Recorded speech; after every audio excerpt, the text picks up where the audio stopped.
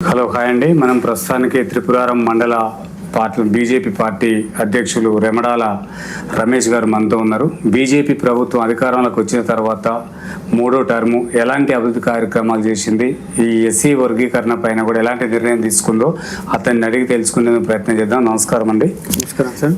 మీ BJP party అధికారంలోకి వచ్చిన తర్వాత దేశాన్ని ఎలాంటి డెవలప్మెంట్లో దింపింది?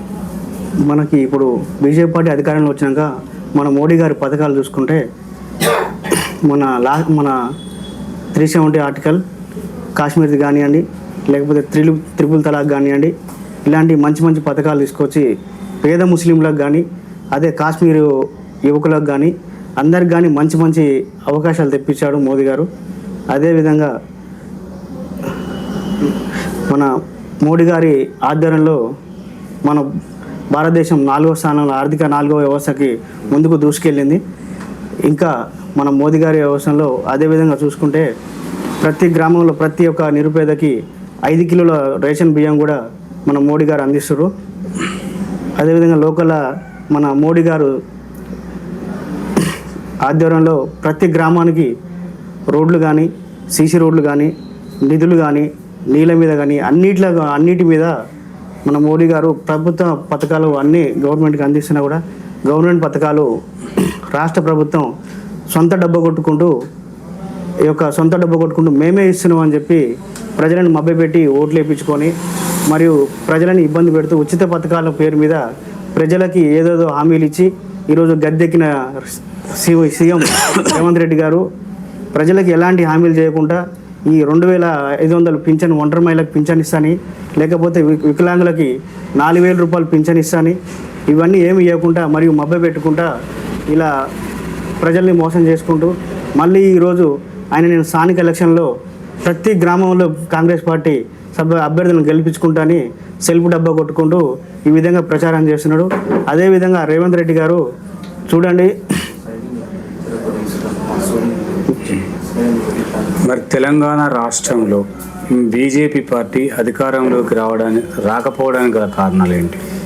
బీజేపీ పార్టీ రాష్ట్రంలో అధికారానికి రాకపోవడానికి కారణం, బీజేపీ పార్టీ అనేది ఒక కమిట్మెంట్ పార్టీ. ఇలాంటి ఉచితాలు ఇచ్చుకుంటా ప్రజల్ని మోసం చేసుకుంటా ముందలు పోయే పార్టీ కాదు. ఏదున్నా ప్రజలకి నిక్కాసుగా న్యాయం చేస్తుందని తెలిసి అలాంటి దొంగ హామీలు ఇవ్వకుండా ఏదైనా మంచి పని చేసుకుంటూ ముందరికి వెళ్తుంది. అందుకని ఇంకా ఇప్పుడిప్పుడే వస్తున్నది. లాస్ట్ టైం చూసుకుంటే మనకి 8 ఎంపీలు ఉన్నాయి మన తెలంగాణలో, ఎమ్మెల్యేలు కూడా ఉన్నారు. ఇంకా నెక్స్ట్ ఇయర్ కంపల్సరీ బీజేపీ ప్రభుత్వం ఖచ్చితంగా అధికారంలో వచ్చి తీరుతుంది. ఓకే సార్, ఇక్కడ బీజేపీ పార్టీ నియోజకవర్గ స్థాయి కానీ, మండల స్థాయి కానీ, జిల్లా స్థాయి, గ్రామ స్థాయిలలో ఏ విధంగా డెవలప్మెంట్ అవుతుంది? దానికోసం మీ మండల నాయకులు, జిల్లా నాయకులు ఎలాంటి కృషి చేస్తున్నారు? మా దగ్గర ఇప్పుడు చాలా వేగంగా ముందరికి వెళుతున్నది. మా నల్గొండ జిల్లాలో మరియు మా నాగార్జున సాగర్లో ఎక్కువగా పార్టీ ముందుకెళ్తున్నది. ఈసారి మా జిల్లా అధ్యక్షులు మరియు మా ఇన్ఛార్జి నివేదిత గారు కూడా చాలా ముందుండి ప్రజల సమస్యలు తెలుసుకుంటూ ఆమె ప్రజల్లోనే ఉంటూ ముందరికి వెళ్తుంది. ఈసారి కూడా మేము ఖచ్చితంగా నాగార్జున సాగర్లో భారతీయ జెండా ఎగరేస్తామని తెలుపు. సార్, ఇక్కడున్న నాయకులు ఎన్నికల ముందు ప్రచారాలకే వస్తారు, తర్వాత మమ్మల్ని పట్టించుకోరని చెప్పేసి మీ బీజేపీ నాయకులు కొంతమంది ఆవేదన వ్యక్తం చేస్తున్నారు. దానిపైన మీ అభిప్రాయం ఏంటి? అలాంటిది ఏం లేదండి. మా యొక్క నాయకులు, సీనియర్ నాయకులు ఎప్పటికప్పుడు ప్రజలనే ఉంటారు, ప్రజల సమస్యలు తెలుసుకుంటూ ప్రజలతో మమేకం ఉంటారు. అలాంటిది ఏం లేదు. అట్లా ఉంటుండే ఈరోజు మా బీజేపీ పార్టీ ఇంత డెవలప్ అయ్యేది కాదు. అలాంటిది ఏం లేదు. మా నాయకులు ఖచ్చితంగా ప్రజలనే ఉంటున్నారు, ప్రజలతోనే ఉంటున్నారు. అలాంటివన్నీ అవతల ఎక్స్ పార్టీ వాళ్ళు ఇలాంటి పుకారు చేయడం తప్ప, మన రీసెంట్గా చూసినాం మన నాగార్జున సాగర్ ఎమ్మెల్యే గారు గెలిచినప్పుడు తప్ప ఇంతవరకు ఎప్పుడు కూడా కనబడలేదు. అప్పుడప్పుడు మనం గ్రూప్లో చూస్తుంటాం, నాగార్జున సాగర్ ఎమ్మెల్యే నాగార్జున సాగర్కి వస్తున్నాడు, ఎవరైనా ఉంటే కలవండి అని గ్రూపులో కొంతమంది మెసేజ్లు పెడతారు. అది మా సాగర్ యొక్క దుస్థితి. ఆయన గెలిచినాక ఎప్పుడు కూడా నాగార్జున సాగర్లో ఉండడు, ఎప్పుడున్న హైదరాబాద్లో ఉంటాడు. మా గ్రూపులలో వస్తుంటాయి ఏమోనేనంటే నాగార్జున సాగర్లో ఎమ్మెల్యే గారు వచ్చారు, ఎవరైనా ఉంటే సమస్యలు తెలుపుకోరని ఒక పేపర్ స్టేట్మెంట్ లెక్క వాళ్ళు 6 నెలలకో లేకపోతే సంవత్సరానికో ఏదన్నా వాళ్ళ అవసరం ఉండి వస్తారు తప్ప అలాంటిది ఏం లేదు. మా యొక్క నాయకులు ఎప్పుడు ప్రజలనే ఉంటారు, ప్రజలతోనే ఉంటారు అని తెలియదు. ఎస్సీ వర్గీకరణ బీజేపీ తోటే సాధ్యమైందని మీరు అంటున్నారు. బీఆర్ఎస్ మేమే తెచ్చినామంటుంది, కాంగ్రెస్ మేమే ఇచ్చినామంటుంది. ఎవరిది ఘనత? మీకు తెలియదు ఏం లేదు, చూస్తూనే ఉన్నారు. మందకృష్ణ మాదిగన్న గారు గత 30 సంవత్సరాల నుంచి ఈ వ్యవస్థ మీద పోరాడుతున్నాడు. ఆయన ఒక లైఫ్ మొత్తం ఈ ఎంఆర్పిఎస్ ఎస్సీ రిజర్వేషన్ మీదనే పోరాడుతున్నాడు. మనం చూసినాం, చాలామంది సోనియా గాంధీ గారిని కలిసిండు, తర్వాత సీఎం మన చనిపోయిన ముఖ్యమంత్రి రాజశేఖర రెడ్డి గారిని కూడా కలిసిండు. ఈ విషయం మీద చాలామంది ముఖ్యమంత్రులతో పెద్ద పెద్ద నాయకులతో ఆయన పోరాడు. ఎవరి వల్ల కూడా సాధ్యం కాలేదు. అది మోడీ గారు చొరవ తీసుకొని ఈ విషయాన్ని 2 రాష్ట్రాల ఎస్సీ మాదిగా ప్రజలని దృష్టి ఆలోచించుకొని ఇప్పుడు ఎంఆర్పిఎస్ అనేది మన ఎస్సీ రిజర్వేషన్ అనేది కళ సాకారం అయిందని, అది మోడీ ద్వారానే సాకారం అనేదని మరి అందరికీ తెలిసిన విషయమే.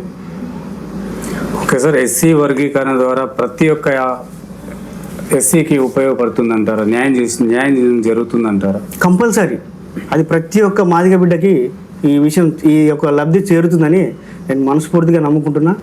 ఖచ్చితంగా చేరుతుంది కూడా.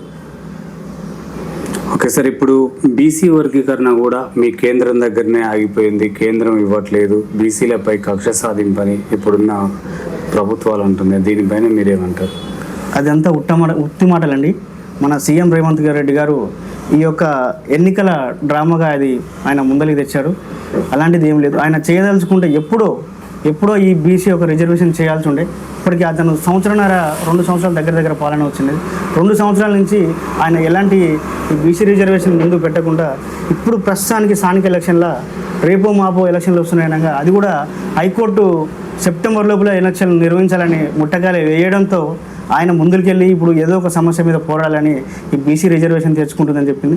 అదేవిధంగా మనం చూస్తూనే ఉన్నాం, కవితక్క మన బీఆర్ కవిత ఆమె నేను చేసిన అని అంటుంది.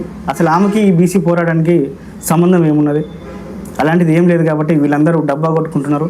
ఏదైనా కేంద్రం ముందలుండి ప్రత్యేకంగా ఖచ్చితంగా గుర్తించి బీసీలో కూడా ఖచ్చితంగా న్యాయం చేస్తారని చేస్తుంది.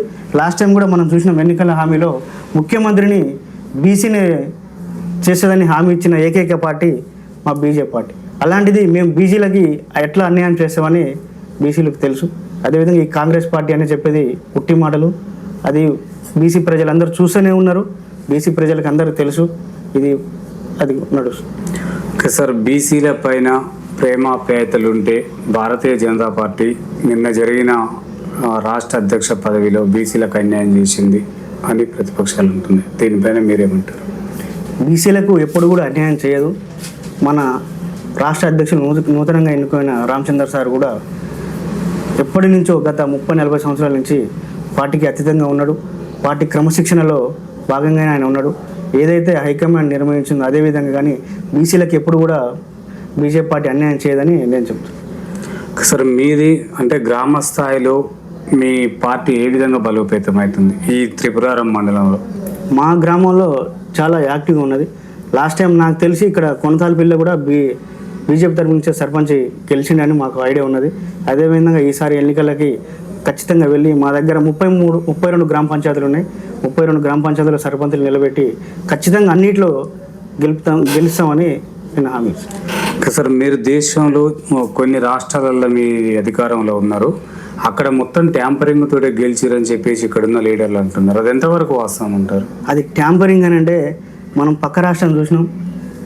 మన వైఎస్ జగన్ గారు లాస్ట్ టైం ఆయన గెలిచినప్పుడు ఏమనలేదు. అదే చంద్రబాబు ఓడిపోయినప్పుడు ట్యాంపరింగ్ అన్నాడు. ఇదన్నీ సహజం. వాళ్ళు గెలిస్తేనేమో నిజాయితీ అంటారు, ఓడిపోతే ట్యాంపరింగ్ అంటారు. ఈరోజు ట్యాంపరింగ్ ఎక్కడ ఉన్నాయి? ట్యాంపరింగ్ ఏ రాష్ట్రం చేస్తుంది? ట్యాంపరింగ్ చేయాలంటే బీజేపీ ఇక్కడ తెలంగాణలో చేయవచ్చు కదా. తెలంగాణలో ఎందుకు ఓడిపోయింది బీజేపీ? 8 సీట్లు. మరి ట్యాంపరింగ్ చేసి ఇక్కడ అధికారం మాదే కదా. ఇప్పుడు అక్కడెక్కడో చేసిన ట్యాంపరింగ్ ఇక్కడ ఎందుకు చేయలేదు మా బీజేపీ పార్టీ? ఇదన్నీ ఉత్తి మాటలండి. అలాంటి ఏది చేయదు బీజేపీ పార్టీ. ఎక్కడున్నా ఎప్పుడున్నా నీతిగా నిజాయితీగానే ప్రజలకు వెళ్తుంది. ఏదున్నా హామీలతోని మంచి చేస్తారనే నమ్మకంతో మరియు నరేంద్ర మోదీ గారి యొక్క పథకాలు ప్రజలకు భారీగా అందుతున్నాయి కాబట్టి నేరుగా మీరు చూస్తున్నారు. మన 2000 రూపాయలు రైతులకి లాస్ట్ టైం ఉంటే దళారు చేతులకు వెళ్ళిపోయేది. అట్లాగే ఉంటే డైరెక్ట్ మోడీ గారే వాళ్ళకి అకౌంట్లోకి వేస్తున్నాడు. ఆ పథకాలు చూసి మోడీ గారిని చూసి ఓట్లు వేస్తారు తప్ప ఈ ట్యాంపరింగ్ అనేది ఎప్పుడూ చేయలేదు బీజేపీ.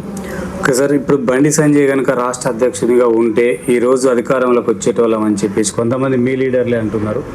మరి ఇప్పుడు వేరే అధ్యక్షులను పెట్టారు, ఏ విధంగా బలోపేతం అవుతుంది మీ పార్టీ? లేదండి, అట్లానే అప్పుడు ఉండదు. మాకు బండి సంజయ్ గారు ఉన్నా, ఇప్పుడు నూతనంగా ఎన్నుకున్న రామచంద్ర గారు ఉన్నా, ఎప్పుడు ఒకే విధంగా ఉంటుంది మా పార్టీ. ఎప్పుడు కూడా అట్లానే ఏముండదు. పార్టీ ఎప్పుడు కూడా ముందుకు వెళ్తూనే ఉంటుంది. మాకు అలాంటిది ఏముండదు. మా బండి సంజయ్ అన్న ఉన్నా కూడా పార్టీ ముందుకే తీసుకుపోయి, ఇప్పుడు నూతనంగా ఎన్నుకున్న రామచంద్ర అన్న కూడా పార్టీ ముందుకే తీసుకుపోయి ప్రజల్లోకి ప్రతినిధిస్తాడు. కానీ అలాంటిది ఏముండదు. ఓకే అండి, 7 మంది ఎంపీలు మీరు గెలుచుకున్నారు కదా మొన్న ఎంపీలలో. అవును. మరి కేంద్రం నిధులు ఏమీ రావట్లేవు, రాష్ట్రానికి ఎంపీలు ఏం నిధులు తేవట్లేరు అని చెప్పేసి ఇప్పుడున్న పార్టీ నాయకులు అంటున్నారు సార్, అధికార పార్టీ వాళ్ళు. 7 మందిగా గెలిచినప్పుడు ఎందుకు నిధులు తీసుకురావట్లేరు కేంద్రం నుంచి? మనం చూస్తున్నాం, ధర్మపురి అరవింద్ గారు పసుపు బోర్డు తీసుకొచ్చిండు. తర్వాత మన రఘునందరావు గారు కూడా ప్రెస్ మీట్లో చాలా విషయాలు చెప్తూనే ఉంటారు. ఎన్ని వేల కోట్లు తీసుకొచ్చారు. మొన్న బండి సంజయ్ అన్న కూడా తెలంగాణ ప్రభుత్వానికి 1,000 కోట్లు ఇచ్చిండనేది మీడియా ముందులా పెట్టిండు. అదేవిధంగా కిషన్ రెడ్డి గారు ఎన్ని విధులు తెస్తారు, తేని ఏడల ఎన్నిసార్లు ప్రజలు వాళ్ళకి ఓటేసి గెలిపించారనేది. ఒకసారి నాగార్జున సాగర్ నియోజకవర్గంలో బీజేపీ ఎందుకు అధికారంలోకి రావట్లేదు? అంటే అభ్యర్థి కరెక్ట్ లేక ఇక్కడున్న ప్రజల్లో చైతన్యం రాలేదంటారా? అలాంటిది ఏం లేదండి. ఇక్కడ కుటుంబ పాలన ఒకటి, అదేవిధంగా జానారెడ్డి గారు అవినీతితోనే చాలామంది రాజకీయ నాయకులని అండదండ ఆయన చేతిలో పెట్టుకొని, అదేవిధంగా ఎక్కువ అవినీతి చేస్తూ ఒక రాజకీయ నాయకుని ఎదుగుదలతో చేస్తూ గత 30 ఏళ్ళ నుంచి ఈ సాగర్ని ఎలాంటి అభివృద్ధి చేయకుండా ఏం చేయకుండా ఇక్కడే ఉండడం వల్ల, పాతుకుపోవడం వల్ల అదే విధంగా అవుతుంది. అలాంటిది ఏముండో ఈసారి ఖచ్చితంగా జానారెడ్డి కుటుంబ పాలనని కుకిటవేలతో పీకేసి ఈ సాగర్ గడ్డపై, నాగార్జున డ్యాంపై ఖచ్చితంగా బీజేపీ జెండా ఎగరేస్తామని మనస్ఫూర్తిగా కోరుకుంటున్నాను. అవినీతిని మీరు అంటున్నారు, అనేకమైన అంటే మెజారిటీ ఇచ్చి గెలిపించుకుందామని చెప్పేసి కాంగ్రెస్ లీడర్లు అంటున్నారు. ఎట్లా సాధ్యమవుతుంది అంటారు? అది మీరందరూ చూస్తూనే ఉన్నారు. ఈసారి వాళ్ళకి కలిసి వచ్చి కాంగ్రెస్ గాలిలో కొట్టుకొచ్చారు. కానీ లాస్ట్ టైం సీనియర్ జానారెడ్డి గారు కూడా నోముల నరసింహ మీద ఓడిపోయినారు. అదేవిధంగా బై ఎలక్షన్లు వస్తే కూడా మన భగత్ గారి మీద కూడా ఓడిపోయినారు. మీరు చూస్తూనే ఉన్నారు. ఈసారి కొద్దిగా వాళ్ళకి గాలి ఉండి గాలిలో వచ్చిరు తప్ప అదేవిధంగా అలాంటిది ఏం లేదు. ఈసారి ఖచ్చితంగా నాగార్జున సాగర్ మీద డ్యామ్ మీద మేము బీజేపీ జెండా ఎగరేస్తామని మనస్ఫూర్తిగా చెప్తాం. సార్, ఇక్కడ రానున్న గ్రామ పంచాయతీ ఎన్నికల్లో కానీ, ఎంపీటీసీ ఎన్నికల్లో కానీ మీరు బీఆర్ఎస్ ఇతర పార్టీలతో కూటమితో పొత్తు పెట్టుకొని పార్టీలకు వస్తారని చెప్పేసి కొంతమంది వాదన, ఇది ఎంతవరకు వాస్తవం అంటారు? అలాంటిది ఏం లేదండి. మేము ఖచ్చితంగా భారతీయ పార్టీ నుంచి స్వతంత్రంగానే ఒక్కలమే పోటీ చేస్తాం. సభ్యత లేదు. మీకు తెలుసో తెలియదో, లాస్ట్ టైం మా తిప్పారన్న ఎంపీ ఎలక్షన్లకి సెకండ్ లీడు బీజేపీ పార్టీ. మా తిప్పారం గ్రామ పంచాయతీలో సెకండ్ లీడు. ఫస్ట్ కాంగ్రెస్, తర్వాత బీజేపీ, తర్వాత టీఆర్ఎస్ ఉన్నది. అందుకని ఆల్రెడీ బీజేపీ సెకండ్ లీడ్లో ఉన్నది. ఈసారి ఫస్ట్ లీడ్లోకి వస్తాం. ఖచ్చితంగా మేము ఒంటరిగా పోటీ చేసి అన్ని స్థానాలను గెలుచుకుంటామని అంతే. సార్, ఇప్పుడు సర్పంచ్ ఎన్నికలు ముగిసిపోయినాయి. ఇప్పుడు మీ అంటే కేంద్రం నుంచి వచ్చే నిధులు కూడా ఆగిపోయినాయి. స్పెషల్ ఆఫీసర్ల పాలన ఏ విధంగా ఉంది గ్రామాలలో? స్పెషల్ ఆఫీసర్ పాలన అంటే మీకు తెలియనిది ఏముంది, అంత ఎమ్మెల్యే చేతులే నడుస్తున్నది. ఎమ్మెల్యే మాజీ నాయకులు వాళ్ళ చేతులే నడుస్తుంది. లాస్ట్ టైం నేను మా గ్రామంలో ఎన్ని ఇంద్రమ్మ ఇండ్లు వచ్చినాయని ఎంపీడీఓ గారిని పోయి క్వశ్చన్ చేయడం జరిగింది. ఆమె నాకు ఎలాంటి సంబంధం లేదు అని ముఖం మీద చెప్పేసి నాకు ఎలాంటి బాధ్యతలు ఇవ్వలేదు. ఆమె అన్ని బాధ్యతలు కలెక్టర్కే ఉన్నాయి, మీరు కలెక్టర్ వెళ్ళి అడగండి అని ఆమె మాకు సమాధానం ఇచ్చింది. నేను తర్వాత మా గ్రామ పంచాయతీలో కూడా వెళ్ళి మాకు ఎన్ని ఇంద్రమ్మ ఇల్లులు కేటాయించరు, అసలు ఏ విధంగా కేటాయించరు, వాళ్ళు అర్హులు ఎట్లా అయ్యారు, వాళ్ళు లేని వాళ్ళ ఉన్న వాళ్ళ ఏ విధంగా మీరు వాళ్ళకి ఈ ఇంద్రమ్మ ఇల్లులు కేటాయించరు అని అడిగితే వాళ్ళ దగ్గర నుంచి ఎలాంటి సంబంధం లేదు. ఏమున్నా ఎమ్మెల్యే గారిని అడగండి, ఎమ్మెల్యే గారి చేతుల్లోనే ఉంది, ఎమ్మెల్యే గారు ఎవరికి ఫైనల్ చేస్తే వాళ్ళకే, ఎమ్మెల్యే గారు ఎవరికి సంతకం పెడితే వాళ్ళకే అనే విధంగా మా గ్రామంలో ఉన్నది. మేము ఆల్రెడీ వీటి మీద పోరాటం చేసినాం. మా ఎంపీడీఓ గారిని అడిగినాం, గ్రామ పంచాయతీ సెక్రటరీ గారిని అడిగినాం, అన్ని విధాలుగా పోరాడుతున్నాం. వాళ్ళు ఎంతసేపు ఉన్నా ఎమ్మెల్యే గారి పేరు మీద చెప్పడం తప్ప వాళ్ళు ఎలాంటి సమాధానం మాకు ఇస్తలేరు. ఓకే సార్, కేంద్ర ప్రభుత్వం ప్రవేశపెట్టిన పథకాలు అనేకమైనవి. అవి గ్రామ స్థాయిలో ఎన్ని ప్రజలకు లబ్ధి చేకూరుతున్నాయి? సో మీరు చాలా ఉన్నాయి. విశ్వకర్మ అనేది చాలామంది, నా తిప్పాలో నేను చాలామందికి అప్లై చేసిన విశ్వకర్మ అనేది చాలామందికి వచ్చినాయి. ₹1,00,000 కిట్టు కూడా చాలామందికి వచ్చింది. ఇక్కడ మన పెద్దవాళ్ళ పెళ్ళి అవుతుంది, ఇక్కడ తండలకి అవుతుంది. నేనే ప్రత్యేకంగా తండలకి వెళ్ళి తిరిగి వాళ్ళ నుంచి అప్లికేషన్లు తీసుకొని మరీ అప్లికేషన్ చేసిన. విశ్వకర్మే చూడండి, విశ్వకర్మ కానీ లేకపోతే మన నిన్ననే ఎక్కువ మన చెక్కు చూసినాం, నిన్న ఒక పేపర్లో చూసిన పిఎంజేయు అని మన అది ఇన్సూరెన్స్ చెక్కు మోదీ గారిది 2 లక్షల రూపాయలకు శాంక్షన్ చేశారు మన పక్క గ్రామంలో. ఆ విధంగా ప్రతి ఒక్కటి మోడీ గారి పథకాలు ప్రతి ఒక్కటి ప్రజలకు చేరువవుతున్నాయి. ఆ విధంగానే మన రేషన్ బియ్యం చూసినాం, 3 నెలల ముందే వర్షాకాలం కాబట్టి ముందు ఆలోచనతో మోడీ గారు ప్రజలకి 6 కిలోల బియ్యం 3 నెలల ముందుగానే ఇచ్చి చేసినాం. ఓకే సార్, కేంద్రం నుంచి రైతులకి ఎలాంటి సహాయ సహకారాలు అందుతున్నాయి? కేంద్రం నుంచి మన పక్కనే కేవీకే ఉన్నది, కంపసాగర్ అగ్రికల్చర్ కాలేజ్ ఉన్నది. అక్కడ కూడా మోడీ గారి యొక్క పథకాలు కానీ అన్ని రైతులకి ప్రతి 15 రోజులకి తర్వాత నెల రోజులకి వాళ్ళకి ఒక ఇంటర్వ్యూ పెట్టి వాళ్ళందరికీ మోడీ యొక్క పథకాలు మోడీ యొక్క గురించి అన్నీ వాళ్ళకి ఎక్స్ప్లెయిన్ చేస్తున్నారు. దాని గురించి మోడీ యొక్క యంత్రాలు కానీ మోడీకి సంబంధించిన ప్రతి ఒక్క పథకాలు ప్రతి ఒక్క రైతుకు లబ్ధి కూరేలుగా చేస్తుంది. సార్, నిరుద్యోగ యువతకి కేంద్ర ప్రభుత్వం ఎలాంటి ఉపాధి కల్పన కల్పిస్తుంది? నిరుద్యోగ యువతకి కేంద్ర ప్రభుత్వం మేక్ ఇన్ ఇండియా, మన దేశంలోనే వస్తువులు తయారు చేయడం, మన దగ్గరనే అన్ని ఫ్యాక్టరీలు, ఈ విధంగా ప్రతి ఒక్క నిరుద్యోగ యువతకి మన మోడీ గారు మన దేశంలోనే అన్ని వస్తువులు తయారు చేసే విధంగా అన్ని కంపెనీలు మన దేశంలో పెట్టి నిరుద్యోగ యువతకి ఉపాధి హామీ కల్పిస్తున్నానని నేను. ఓకే సార్, మీరు కూడా చాలా చోట్ల గ్రామాలలో తిరుగుతూ ఉంటారు సార్. ప్రతి గ్రామంలో కూడా బెల్ట్ షాపులు విపరీతంగా ఉన్నాయి. గత ప్రభుత్వంలో కూడా అవి లేనిది రాష్ట్ర ప్రభుత్వం నడవలేకపోయింది. ఇప్పుడున్న ప్రభుత్వం నిర్మూలిస్తామనేది ప్రకటన చేసినట్టుంది. అది ఎక్కడ జరగట్లేదని అంటున్నారు సార్ ప్రజలు. దానిపైన మీ అభిప్రాయం ఏంటి? రేపు మీరు అధికారంలోకి వస్తే వాటిని ఎలా నిర్మూలించగలుగుతారు? ఇప్పుడు బెల్ట్ షాపులు నిర్మూలిస్తే రేవంత్ రెడ్డి ప్రభుత్వం తెల్లారే కూలిపోతుంది. ఆయన రేవంత్ రెడ్డి నడిపేది ఒక బార్ షాప్ మీదనే నడుపుతున్న ప్రభుత్వాన్ని మొత్తం. ఆయన ఎలాంటి పథకాల మీద ఎలాంటి సోర్స్ మీద కానీ లేకపోతే ఎలాంటి ఎంప్లాయ్మెంట్ తేవడం కానీ అలాంటిది ఏం లేదు. ఒక్క బార్ షాపుల మీద నడుస్తున్నాడు. ఆయన ఎట్టి పరిస్థితుల ఈ బెల్ట్ షాపులు అనేది బంద్ చేయడు. బంద్ చేస్తే తెల్లారే ప్రభుత్వం కూలిపోతుంది. అది పరిస్థితి.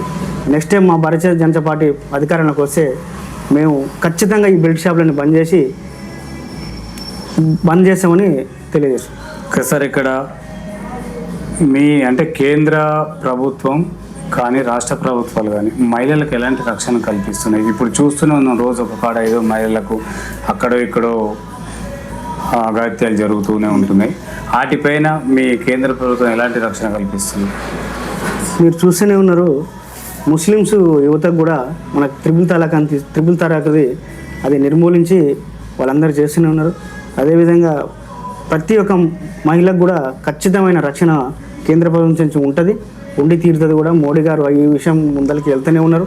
ప్రతి ఒక్క రాష్ట్రంలో ఎక్కడ కూడా ఇలాంటివి జరగకుండా కేంద్ర ప్రభుత్వం చర్యలు తీసుకుంటూనే ఉన్నది. ఓకే సార్, ఫైనల్గా మీరు ఏం చెప్పదలుచుకున్నారు? అంటే ఈ నియోజకవర్గ ప్రజలకు కానీ మీ మండల ప్రజలకు కానీ యువతకు మీరు రానున్న ఎన్నికలను ఉద్దేశించి ఏం చెప్పదలుచుకున్నారు? మా నియోజకవర్గ యువతకు కానీ ప్రజలకు కానీ తెలియజేసిన ఎవరు కూడా నిరుత్సాహపడద్దు. వచ్చే ప్రభుత్వం మనదే. మన ప్రభుత్వంలో ప్రతి ఒక్కరికి న్యాయం జరిగే విధంగా మనం చూస్తాం. ఎందుకనంటే మనం ఇక్కడ ప్రజలు చూస్తూనే ఉన్నారు ఈ యొక్క కాంగ్రెస్ పాలనే, మరి ఈ కుటుంబ పాలనే చూస్తూనే ఉన్నారు. ఎవరైతే వాళ్ళకి కాంగ్రెస్ పార్టీకి జెండా పట్టుకుంటారో అలాంటి వాళ్ళకే న్యాయం చేస్తారు తప్ప మిగతా వాళ్ళకి ఎవరు చేయట్లేరు. మొన్ననే మా కార్యకర్త ఒక ఆయన నరసింహయ్య చనిపోయాడు. అతనికి ఎలాంటి స్పోర్ట్స్ కూడా లేదు. అదేవిధంగా తను ఒక 40 సంవత్సరాల నుంచి బీజేపీ పార్టీలో ఉన్నాడు. అతనికి ఒక ఇల్లు కూడా లేదు. మేము చాలాసార్లు అడిగినాం మా పార్టీ, సరే అతనికి ప్రేమ ఉన్నా కూడా అతను పేదవాడు, అతను చాలా ఏం లేదు, ఒక్కడే ఉన్నాడు, ఇల్లు 2 ఇళ్ళైనా మంజూరు చేయమని చెప్పినా కూడా అలాంటిది ఏం లేదు. ఖచ్చితంగా కాంగ్రెస్ వాళ్ళకే చేస్తాం. కాంగ్రెస్ వాళ్ళకే ఈ ప్రభుత్వం ఉన్నది. మేము కాంగ్రెస్ వాళ్ళకే చేస్తాం. 10 సంవత్సరాల నుంచి ఈ టీఆర్ఎస్ పాలన మొత్తం టీఆర్ఎస్ వాళ్ళకే ఇచ్చింది.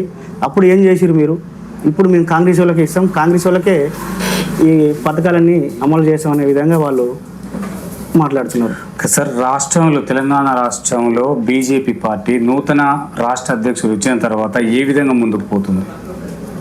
రాష్ట్రంలో బీజేపీ పార్టీ నూతన అధ్యక్షులు ఎన్నికైనాక చాలా ఉత్సాహంగా అందరు ముందుకెళ్తున్నది. మన రామచంద్ర సార్ కూడా అనేక మీటింగ్లు అటెండ్ చేస్తున్నాడు. ప్రతి ఒక్క కార్యకర్తని, ప్రతి ఒక్క నాయకుడిని ఎలక్ట్ చేసి గ్రామాలకు వెళ్ళి ప్రజలలో మయమయకం కావాలని ప్రతి ఒక్క నాయకునికి, ప్రతి ఒక్క కార్యకర్తకు కూడా అతను ముందరికి సపోర్ట్ చేసుకుంటూ వస్తున్నాడు. సార్, మీ పార్టీలో నిన్న జరిగిన రాష్ట్ర అధ్యక్ష పదవిలో చాలామంది మీ నాయకులు కొందరు నిరుత్సాహంగా ఉన్నారు. ఇష్టం ఉందో ఇష్టం లేకనో ఆల్రెడీ రాజీనామా చేయడం కూడా జరిగింది కొంతమంది ఎమ్మెల్యేలు. దీనిపైన మీ అభిప్రాయం ఏంటి? అంత మంచి లీడర్ రాజీనామా చేసిందంటే ఆయనకు ఇష్టం లేకనా? ఎందుకు చేయాల్సి వచ్చింది? ఇష్టం లేకనే ఏముండదు, మనందరికీ తెలిసిన విషయమే. ఏదైనా పదవి మీద ఆశ ఉంటుంది, ఆ ఆశ కోసం పోరాడడం తప్ప అలాంటిది ఏముండదు. ఆయన రాజీనామా చేయాలని చేయలేదు, కొంతమంది ప్రభావాల వల్ల ఇలాంటి జరిగింది. రాజేసింగ్ గారు అది సర్దించుకొని వస్తాడని మేము కోరుకుంటున్నాం. సార్, బీసీ వర్గీకరణ పైన మీ అభిప్రాయం ఏంటి? బీసీ వర్గీకరణ పైన ఇప్పుడు ముస్లింలని బీసీలో చేరుస్తామని మన రాష్ట్ర ప్రభుత్వం ప్రకటించినది. అది ఎట్టి పరిస్థితుల్లో మేము జరగనీయమని రాష్ట్ర ప్రజలను హెచ్చరిస్తున్నాం. అదేవిధంగా బీసీ ప్రజలకు కూడా ఈ ముస్లింలని బీసీలో చేరిస్తే బీసీలకి అన్యాయం అవుతుందని మా ప్రభుత్వం ఎప్పటి నుంచో కొట్లాడుతుంది. అది అందుకనే మేము బీసీలలో ముస్లింస్ చేరనీయమని మేము ఖచ్చితంగా ఖండిస్తాం. రేపు రానున్న గ్రామ పంచాయతీ ఎన్నికలలో మీరు మండల స్థాయిలో కానీ నియోజకవర్గ స్థాయిలో కానీ ఎన్ని సీట్లు సాధించబోతుంది? మా దగ్గర ఫస్ట్ రాష్ట్ర ప్రభుత్వం ప్రకటన చేసింది ఎంపీటీసీలు పెడతారని. ఆ ఎంపీటీసీలు మా దగ్గర 12 ఉన్నాయి. మేము 12కి 12 పోటీ చేసి మ్యాక్సిమం అన్నిట్లా గెలుపొందే విధంగా మేము కార్యాచరణ ముందు చేసుకున్నాం. ఆల్రెడీ చేసుకొని ముందుకెళ్తూ ఖచ్చితంగా 12కి 12 మేము గెలుస్తామని ధీమా చెప్తుంది. అంటే నాగార్జున సాగర్ ఇన్ఛార్జి నివేదితా రెడ్డి గారు ప్రజల మధ్యలో ఉండదు, తర్వాత ఎన్నికల ముందే వచ్చి ప్రచారాలకు వస్తుంది, తర్వాత ఎవరిని పట్టించుకోదని చెప్పేసి మీ లీడర్లు కొంతమంది అక్కడక్కడ వినిపిస్తున్న మాటలు అవి ఎంతవరకు వాస్తవం? అలాంటిది ఏం లేదండి. నివేదితా రెడ్డి మేడం గారు ఎప్పుడు కూడా మాతోనే ఉంటారు. ఎన్ఎస్ఆర్ ఫౌండేషన్ ద్వారా కూడా ఆమె ప్రతి ఒక్క చనిపోయిన కార్యకర్తకు కానీ ఎవరికైనా ఒక భోజనం అని ఏర్పాటు చేసి ఆమె భోజనం పంపిస్తూ ఉంటుంది. 100 నుంచి 200 మందికి. ప్రతి ఒక్క కార్యకర్త చనిపోతే మేము ఫోన్ చేయగానే వెంబడే మేడం రెస్పాన్స్ అయ్యి భోజనాలు కూడా పంపిస్తుంది. అదేవిధంగా ఆర్థిక సాయం కూడా చేస్తూ అందరితో కలుపుకుంటూ వెళ్తుంది మేడం. అలాంటిది ఏం లేదు, ఎప్పుడు కూడా ప్రజలనే ఉంటుంది, మాతోనే ఉంటుంది, అన్ని విషయాలపై చర్చిస్తూనే ఉంటుంది. ఓకే సార్, ఇక్కడ మొత్తం మీరు యువతకు కానీ ఓటర్లకు కానీ ఎలాంటి నాయకుడిని ఎన్నుకుంటే బాగుంటుంది? ఎందుకంటే ఓటు అంటే చాలా విలువైంది, దాన్ని మద్యానికో మందుకో మనీకో అమ్ముకోవడం జరుగుతుంది.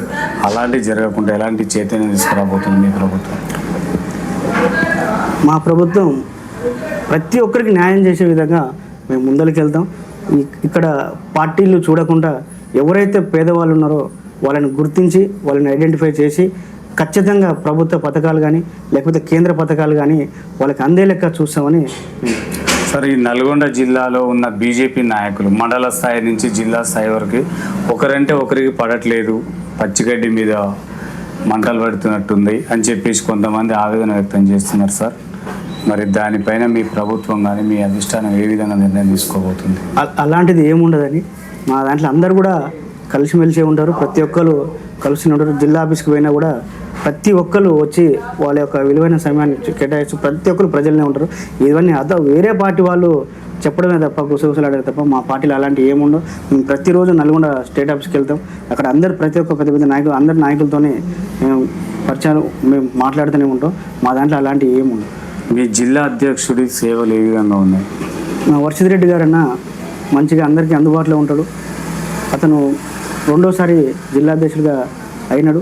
అదేవిధంగా ప్రతి ఒక్క కార్యకర్తకి ఉన్న లాస్ట్ టైం మా దగ్గర అదే నరసింహయ్య చనిపోతే కూడా ఆయన కూడా వచ్చిండు. ఆయన ప్రతి ఒక్క సేవలు ప్రతి ఒక్కరి దగ్గరికి వెళ్ళి మంచిగా పలకరిస్తూ ప్రతి ఒక్క కార్యకర్తని ఆప్యాయంగా పలకరిస్తూ అందరితో మమేకమవుతూ ముందుకు సార్. ఓకే, ఫైనల్గా మీ ప్రజలకి మీ ఓటర్లకి ఏం చెప్పదలుచుకున్నాం మీ పార్టీ తరఫున? మా బీజేపీ పార్టీ తరఫు నుంచి ప్రజలకి ఎవరు కూడా అధైర్యపడొద్దు. వచ్చే ఎన్నికల్లో మన బీజేపీ పార్టీ ఖచ్చితంగా విజయం సాధిస్తుంది. మీరు చూసే విధంగా ఏమవుతుందంటే మనం సగం రాష్ట్రంలో మనం ఉన్నాం. ఎమ్మెల్సీలో కానీ last time TRS party MLC కూడా నిలబెట్టేది లేదు. ఎమ్మెల్సీ కూడా మనమే గెలిచినాం. ఇక్కడ కాంగ్రెస్ నాయకులు డూపు చేసి ఒక ఎమ్మెల్సీని గెలిపించుకున్నారు. అదందరూ మీకు తెలుసు. న్యాయంగా పోరాడే బీసీ మల్లన్న అతన్ని సస్పెండ్ చేసిరు. ఏదైతే ఆయన గొంతెత్తి ప్రజల కోసం పోరాడుతుంటే ఈ కాంగ్రెస్ నాయకులు తట్టుకోలేక అతన్ని కూడా సస్పెండ్ చేసిరు. అదేవిధంగా మీరందరూ చూసుకుంటే ఈసారి ఖచ్చితంగా మనకు బీజేపీ పార్టీ అధికారంలోకి వస్తుంది. మనం ఖచ్చితంగా తెలంగాణ రాష్ట్రంలో మరియు గోల్కొండ పైన మన బీజేపీ జెండా ఎగరేసామని అందరికీ గర్వంగా తెలియదు. Right, thank you sir. చూస్తున్నానంటే మీ తెలుగు టీవీ.